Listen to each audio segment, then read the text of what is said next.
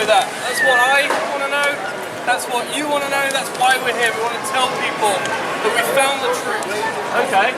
So, I don't know if you would agree with this. Do you think truth matters? What do you think? Do you think truth matters? Yes, okay, good. We've got someone here who likes truth. Do you think truth matters? What do you think, sir? Does truth matter? Does truth matter? Does truth matter to you? Does it matter to know the truth about yourself? Is that important? Is it important to know the truth about yourself? Some people like living in ignorant bliss. Some people live in ignorant bliss. Okay, that's and they like it. Yeah, sometimes it's not comfortable to know the truth about yourself, is it? But what we're talking here is we're talking about Jesus. We're talking about who he is, what he's come to do, and why that actually is relevant to people like you and me standing around in Leicester Square today. We're ordinary people, but we're saying that Jesus is not an ordinary person. Pedro, can you tell us what Jesus did that makes him so special, so different, and so relevant to the questions of truth? Well, the first thing is that Jesus lived a perfect life without sin. A perfect life, completely perfect. Exactly. Nothing, everything that he did was perfect. Okay, anyone here perfect? You perfect? I'd argue that he did sin once in the temple. Okay, what did he do in the temple? Well, when he was pissed off that everyone was selling in the temple, and yeah, that time he went mental in the temple. Everyone was selling stuff in the temple. Yeah, on the Sabbath. Yeah, everyone was selling stuff and he in the lost temple, it, and that was the really one time he sinned. That's a general consensus. So do you think that was a sin, okay? How would you define what a sin is? Well, he just went mental. He pushed over tables. He sort of became a lunatic for a few minutes and just told everyone off. And yeah, I mean, I suppose he was right to do it because they were doing all that stuff on the Sabbath. Okay. But it is the one time he sinned. He should have kept his composure and spoke to him like he usually does. But you said Jesus was right to do it, you think? So he was right to tell them off. He wasn't right to do it the way he did it. Okay, so we're saying, did Jesus live a perfect life? Because if he lived a perfect life, that means he's fairly unique, doesn't it? Okay? Yeah. You didn't, I didn't. I suppose you're probably not completely perfect, are you? We'll ask your wife. Jesus lived a perfect life, but did he actually just lose it that time in the temple when he threw the tables? Apparently so. Well, do you know what? Sometimes... Do you not agree that he sinned that time? Sometimes it's right to be angry at things, isn't it?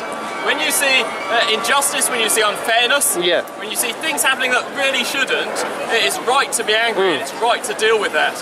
And what Jesus saw was he saw people who were ignoring God, who were in the temple of God and yet were ignoring him, and people who didn't care about the others who were supposed to be worshipping in that part of the temple and instead were using it for their own personal gain. Yeah. I think Jesus was right to be angry. But what happened after Jesus lived a perfect life? What happened then? After Jesus lived a perfect life, he was judged and he was condemned to the cross for nothing that he did, but just because he wanted to die for our sins. So after Jesus lived a perfect life, he was condemned and he died, okay? Now, that doesn't sound like a particularly exciting thing to come and shout about in Leicester Square, okay? We could be playing bells or whatever they're doing down there. We could be wearing masks. There's all sorts of exciting things we could do down in Leicester Square today. But instead we're telling you about someone who lived a perfect life and died. That sounds pretty miserable, doesn't it? That sounds pretty miserable to you, Philip? It is if that's the end of the story. Okay, so it's not the end of the story. It's not the end of the story. Tell us what comes next. Well, Jesus lived a perfect life, right? He was the Son of God. He died on the cross, but he didn't just die on the cross, he rose again. And because Jesus rose again, he shows us that he is in fact the Son of God. And so we can put our trust in him because of what he did for us. Everything that he said he did is true. Everything that he showed us in his word is true. And he died in our place for the wrong things that I've done, for the wrong things that Pedro has done. He died for those things. And he rose again to show us that he was able, that he was God. Only God can rise from the dead. Only God can have the power to do that. And that's why I believe in him. That's why I put my trust in him. Okay, so if Jesus rose from the dead, that means he's someone pretty special, doesn't it? Okay? Someday, sooner or later, I'm going to die, they'll put me in a grave, this sounds really doleful, but I'm not going to get up 3 days later and start walking around. You will live on in people's hearts. You'd be doing that, wouldn't you? You'd be worried. No, but you will live on in people's hearts. I'll live on in people's hearts, I hope, yeah. My wife and my kids, they'll remember me fondly, I hope. If you die, your wife will miss you watching television without you, all that sort of thing. But you're not there, and my wife will be sad, my children will be sad because I'm not there anymore. Now, Jesus wasn't there, and his friends were sad for 3 days, and then he rose again from the dead. Now, that's a very big claim to make, isn't it? That's a very big claim to make. It wasn't real. Okay, well why would you say that, sir? It's true. I was a Christian, and now I'm not. So does that prove anything? Does that prove anything, do you think? No, I was a Christian, then I became an atheist, then I became a Christian again. Okay, so you sort of second time round. To and fro. So that guy says he was a Christian and now he's not. But that doesn't prove anything, does it? Some people believe one thing, some believe another. I don't know what you believe today. Don't know what you believe, sir, about life. What do you think life's all about? Have you got any answers on that? People believe all sorts of things. And believing something doesn't make it true or false. What we need to know is what actually happened. Did Jesus really rise from the dead? Because if he did, then that's something that we need to think about, isn't it? If Jesus really rose from the dead, that makes him very relevant to us today. No, would you agree on that? I would agree, and we know that Jesus rose from the dead because we can read about it today in the Bible. We can test the evidence. We can see that Jesus rose from the dead. Read what the disciples, those disciples wrote down for us about who Jesus was and what he did for us. Those disciples ran away from Jesus' crucifixion scared. They ran away scared, and yet they went on to come back to write about what Jesus had done.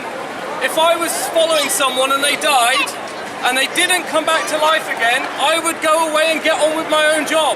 But because Jesus rose again, I can put my trust in him. I can tell people about him. That's the amazing message. So Jesus rose from the dead, and we can know that because we can read the accounts of people who actually saw it happen. Okay? Are you convinced by that, Pedro? I am convinced. Okay. Not only for what the Bible says, that is my grounds, but also because I can see that reflecting on my life and changing me. That's a message that is changing me. Jesus had lived a perfect life, that died and raised from the dead, and now is changing my life. Okay, that's very interesting, okay? Now, I'm talking to my friends here, Philip and Pedro. I say they're my friends, but I only met them yesterday, so I don't know much about them. But I do know they're fairly ordinary people. They can't do handstands, as we've established, and they don't have masks on. But what they're saying is this, that Jesus lived a perfect life, that he died and rose again from the dead, and that has an impact on them today. That though they're ordinary people, and I'm an ordinary person as well, Jesus has an impact on us today. Now, does that sound crazy or not? What do you think? Does that sound crazy? Jesus lived 2,000 years ago. Yes, okay, he lived. Yes, okay, he died. Okay, maybe he rose from the dead.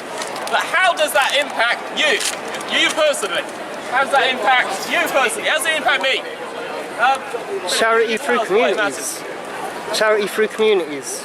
Sorry? Charity through communities. Charity through communities. Through the churches. Okay. Why does it matter? How does it impact you? How does it impact me?